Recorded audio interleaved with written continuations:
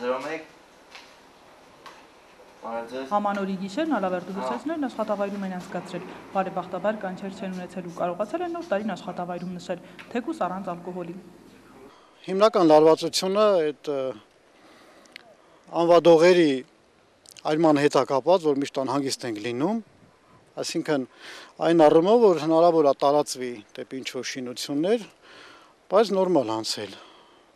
Ծառայության պետը նշում է, որ տոնական օրերին լարվածությունը մեծանում է նաև պայթուցիկ նյութերի պատճառով, հատկապես վերջին տարիներին նման դեպքերը շատացել են։ Այս տարի պայթուցիկ նյութերի օգտագործման հետևանքով հրդեհի մեկ դեպք է գրանցվել։ Դսեղ գյուղում դեկտեմբերի 31-ին դիզե այրվել։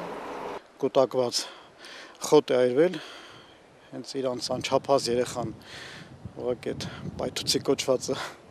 գցել է եւ այրել խոտը։ Եթե տոնական օրերը հանգիստ են անցել, ապա նույնը չի կարելի ասել ամբողջ տարվա մասին։ Շոգ եղանակի պատճառով անցնող տարում Ալավերդու լուսեցներն աննախադեպ մեծ թվով հրդեհներ են հանգցրել։ Համեմատության համար նշենք, որ եթե 2009-ին ամբողջ տարվա ընթացքում միայն 8 կանչի հետքերով են գրանցել, ապա 2010-ին 101-ը 51 կանչ է ստացել։ Բայց մնացած առումներով տարին բարեհաջող էր, ասում է ծառայության պետը, տարվա ձեռքբերումը շենքի տանիքի վերակառուցումներ ու սենյակների վերանորոգումը, նոր տարվա համար էլ նոր մեքենաների ակնկալիքն են, արդեն 27 տարի է նույն մեքենաներով են աշխատում։ Առայժմ չկա նոր տեխնիկա, նոր մեքենա չկա, ճապոնական մեքենաներ